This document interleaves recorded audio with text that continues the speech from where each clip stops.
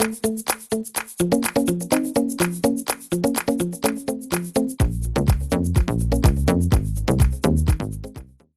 días, buenas tardes, buenas noches. Desde esta parte del mundo, Buenos Aires, a todo el mundo, con la poesía del mundo. Hoy estamos con Miguel Gámez desde España. ¿Qué tal? ¿Cómo estás, Miguel? Hola, muy bien, muchísimas gracias por la entrevista.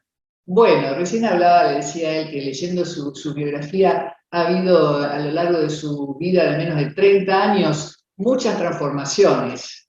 Es nacido en Rumania y siendo niño fue traído por sus padres a España, ahí ya tenemos un primer cambio cultural, y luego asentándose en España estudia abogacía, pero tampoco ejerce abogacía porque es tomado por la poesía, como muchos poetas relatan, tomado por el lenguaje poético. Y también cambia su nombre. Entonces, este tema de las transformaciones pareciera ser, y transformaciones radicales, un gran situación, un gran estado en la vida de Miguel Gámez. Pero además, su trabajo poético cobra rápidamente una difusión, una aceptación por el público que él relata en algunas biografías, le asombró. Porque en 4 años ha publicado casi un libro por año, con tiradas de números significativos y con un gran reconocimiento en las redes sociales que ha sido para él la puerta, la ventana por donde ha mostrado su trabajo poético. Así que vamos a respirar un poco, estamos aquí los dos. Y yo te quiero preguntar entonces, ¿qué nos podrías contar de este momento tuyo, presente, con respecto a la poesía? Bueno, ahora mismo estoy en una fase donde estoy descubriendo, obviamente, nuevas cosas sobre las que escribir. Resumías muy bien que han sido pues, unos años muy vertiginosos. Obviamente uno escribe poesía en función de las cosas que le ocurren en la vida, ¿no? y que le pasan.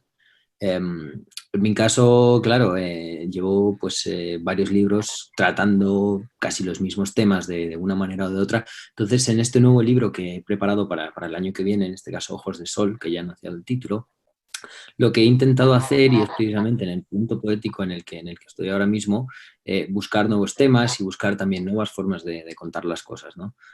Supongo que también la temática o la poética de cada uno de los autores va en función del momento vital en el que se encuentra, también en función de los acontecimientos que ocurren en el mundo indirectamente y que le ve afectado por ello, como puede ser aquí, por ejemplo, en España se está hablando mucho sobre la temática del alquiler en los jóvenes, las pocas oportunidades de trabajo que tenemos. Entonces, bueno, desde esos temas hasta pues, temas como un poco más profundos, como volver a escribir sobre inmigración o sobre la pérdida de la infancia, sobre el paso del tiempo, son situaciones que me interesan ahora mismo y sobre las que estoy escribiendo. Entonces, creo que podría resumir el momento poético presente precisamente en eso. Soy una especie de descubridor actual y quiero asentarme, ¿no? sobre algunas temáticas y resolverlas, porque al fin y al cabo escribir sobre un tema es abrir puerta, ¿no?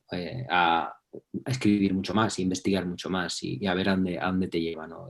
Empezar un poema es como quedarse en un río y fluir y esperar a ver qué pasa. Claro, bueno, digamos, como vos bien decís, digamos, la temática va cambiando a lo largo también del desarrollo personal, pero también has tenido una repercusión, una vuelta de tu trabajo que tal vez también ha evolucionado en algún punto en cuanto a lo que has recibido de tu trabajo con respecto a, realmente es significativo, la respuesta de gente que se espera diariamente tu poesía para leerla. Tal vez eso también ha evolucionado. Es un grupo etario determinado, es un grupo, además de querer la poesía, que está significado por algunas características. Bueno, sí, o sea, el movimiento del cual yo formo parte lleva en España bastantes años, llevamos bastantes años en España y mencionamos antes la ventana de las redes sociales y precisamente ese es uno de los efectos, ¿no?, actuales que hay ahora mismo, de que la gente realmente pues espera que escribas un poema como si fueses a lanzar una canción, ¿no? Como si estuviesen esperando que su artista favorito hiciesen algo nuevo, ¿no?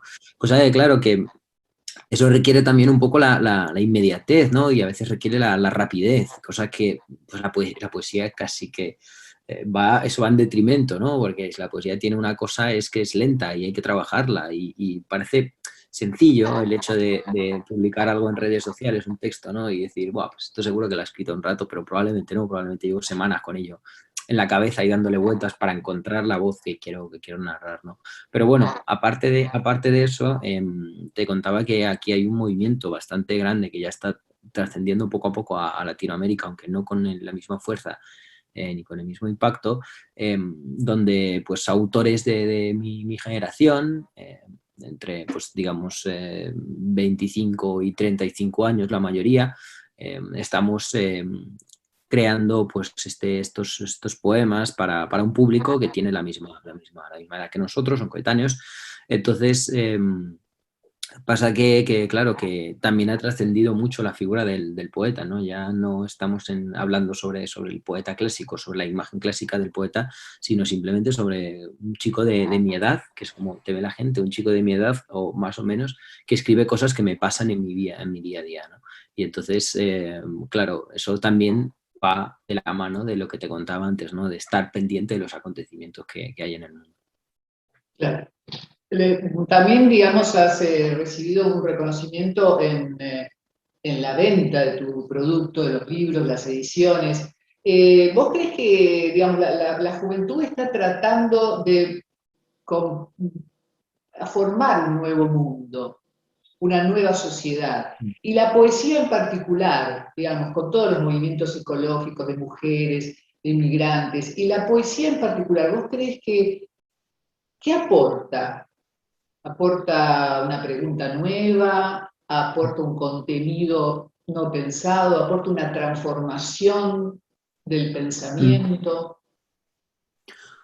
Bueno, todo lo que has dicho de manera directa e indirecta lo va aportando. Eso bueno, depende un poco de cada autor. No podría resumirte, creo, las cosas generales. Te puedo decir lo que aporta en mi caso, las respuestas que yo recibo, ¿no? del público.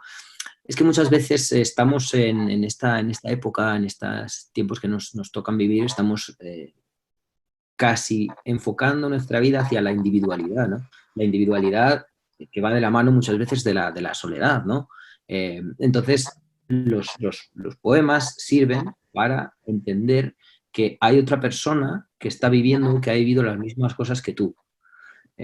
Y con eso, para ti, te sirve como un lazo, ¿no? Del que tirar para salir a flote. Muchas veces son los mensajes, el sentido de los mensajes en el que yo recibo.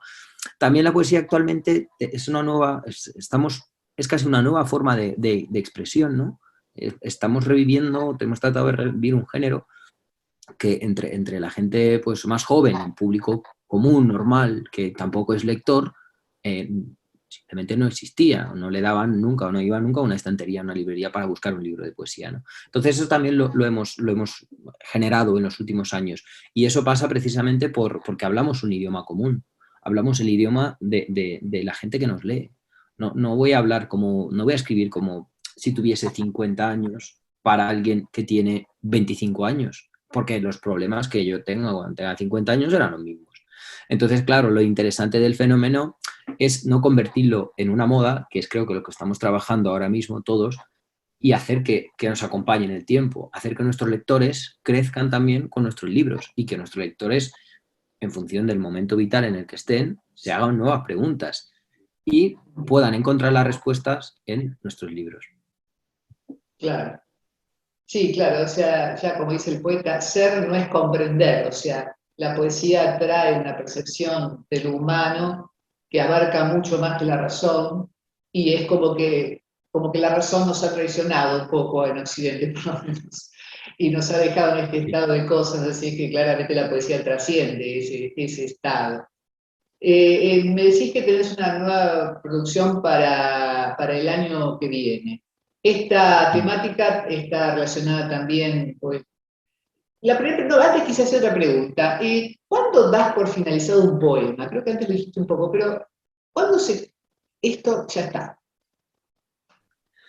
Bueno, un poema se termina cuando el sentimiento o la sensación esa de querer contar una cosa, ya, o sea, bueno, voy a buscar una comparación, yo creo, con el agua, ¿no? Muchas veces, o sea, un poema se termina cuando tienes sed, tienes un vaso de agua delante y entonces bebes hasta que dejas de tener sed. Entonces ahí el poema para mí se ha terminado, cuando yo ya he contado todo lo que quería contar. Que lo puedo después retocar, alargar un poco más, pero habitualmente los poemas nacen de impulsos o de ideas o de sensaciones o de sentimientos muy fuertes, ¿no? Entonces, en cuanto yo haya reflejado todo lo que quiero decir, para mí ya está terminado. Y un poemario, en este caso a mí me gusta escribir, me gusta que mis libros tengan un sentido y una coherencia. No soy como otros compañeros que les da un poco igual y colocan simplemente poemas, buscan casi un título y ya lo lanzan. En mi caso me gusta, te digo, que tenga una coherencia. Es casi un sentimiento de novela, ¿no? Eso, una característica de la novela, ¿no? Que empiece en un punto y termine en otro punto y se generen conflictos en medio. Entonces, claro, ¿cuándo se termina de escribir un poemario? Pues eso es también una pregunta muy interesante y una respuesta muy buena te la puede dar el editor. Cuando lee tu libro, porque habitualmente yo suelo tener libros bastante amplios y bastante en comparación con un poemario común, que un poemario común te puede tener unas 80, 90, 100 páginas, yo me he ido hasta 200 y pico páginas. Entonces, claro, ahí tienes que encontrar Mientras que no se pierda el sentido de la idea del libro, puedes quitar o puedes poner. Pero sí que hay que mantener siempre el enfoque, ¿no? Y entonces te digo que ahí el trabajo del editor es una labor muy importante y es, sobre todo en la labor en la que estoy ahora mismo con mi editora, se genera un debate muy bonito entre autor y editor para ver hasta dónde podemos llegar, qué podemos meter, qué podemos quitar, ¿no? Tú le entregas algo que tú comprendes que es un todo y ya luego hay que pulirlo. Es como, pues como muchas esculturas, ¿no? Entonces te Ujú. dan un trozo de piedra y entonces el artista se pone ahí a esculpir para dejarlo bien. Claro. Has pasado los años de tu infancia en otra lengua. Eh, ¿Cómo crees que aparece eso, tu poesía? ¿Cómo se introduce, si se introduce? ¿Qué matiz diferente le da a tu poesía? Pues una buena pregunta a la que no tengo respuesta todavía, pero lo he pensado muchas veces. Porque sí sé, creo que también aquí mi editora te podría confirmar mucho más, porque ella es un poco más técnica que yo, ¿no? Ella lo ve, ella ve mucho la diferencia de cuando yo le entrego mis libros con respecto a otros autores. Entonces sí que es cierto que hay ciertas expresiones, pasé casi 10 años de mi vida en Rumanía, entonces sí que hay ciertas expresiones que se le han quedado a uno arraigadas y por más que hable el castellano, por más que lea, por más que viva en castellano, hay cosas que salen de vez en cuando. Entonces a veces es como una traducción literal muchas veces, ¿no? De una expresión que quieres decir que existe en rumano y que tú la traduces literalmente en español. Entonces, claro, puede impactar porque dices, esto no se dice así, esto se dice de otra manera. Luego pasa muchas veces con la colocación de los verbos, muchas veces en las frases, con la colocación de algún complemento. Mi editora me dice, no, esto tiene que ir por este lado.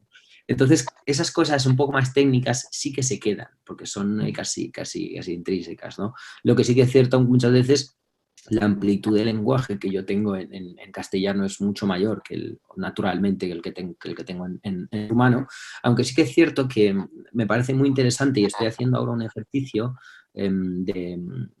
Estoy viendo mucho cine y me gusta ver cine en versión original desde hace muchos años, lo veo, soy bastante cinéfilo, pero ahora sí que me estoy fijando más en las palabras, ¿no? Y estoy descubriendo mucho que el rumano, mi idioma, se ha nutrido y se sigue nutriendo de un montón de idiomas, un montón de idiomas, de palabras que nacen en polaco y que las llevamos al rumano de la misma Ajá. manera.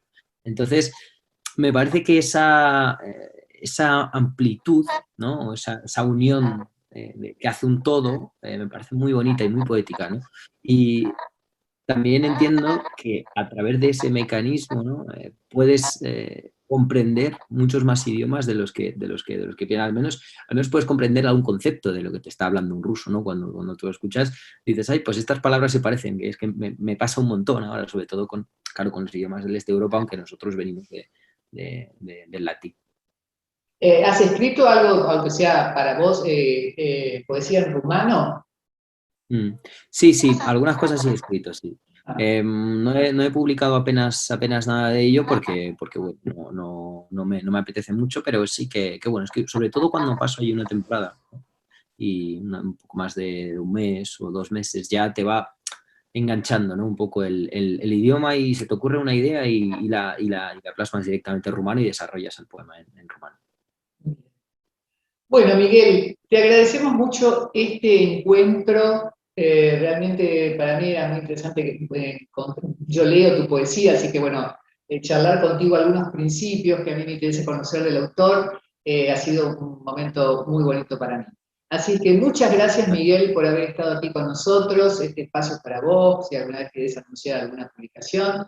Y estamos en contacto. Muchas gracias y muchas gracias entonces a todos los que están participando en esta charla y nos vemos la próxima. Muchas gracias, un abrazo.